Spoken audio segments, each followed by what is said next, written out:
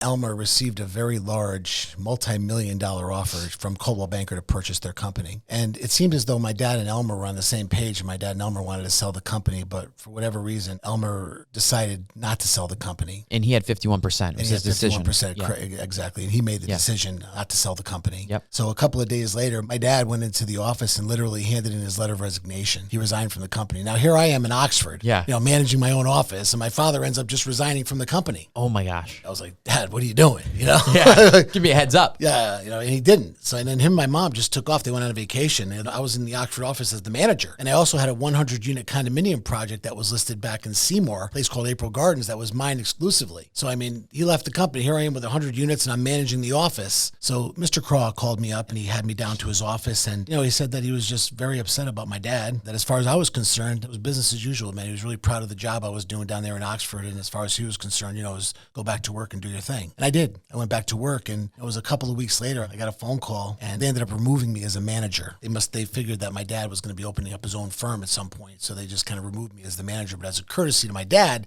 they left me out as a salesperson. How long did that last? About 2 more weeks. Because I said, well, if I'm not going to be the manager anymore, I might as well go down to the sales office at the condominiums and work out of the sales office. Yep. So I had the girl that I put there, I had her removed, and I sat in the sales office, and a couple of weeks later, they came to the sales office, and they told me I was done. I was pretty much gone from the company. I was angry. Yeah. I had nowhere to go. My dad was in Italy. I had nowhere to go. I had nothing. So I was just sat back. I called my dad. I'm like, just fired me. He's like, all right, well, take some time off, and when I get back, we'll open up our own company. Wow. So he comes back from Italy. Came back from Italy. We opened up John Canone Real Estate. Awesome. Yeah.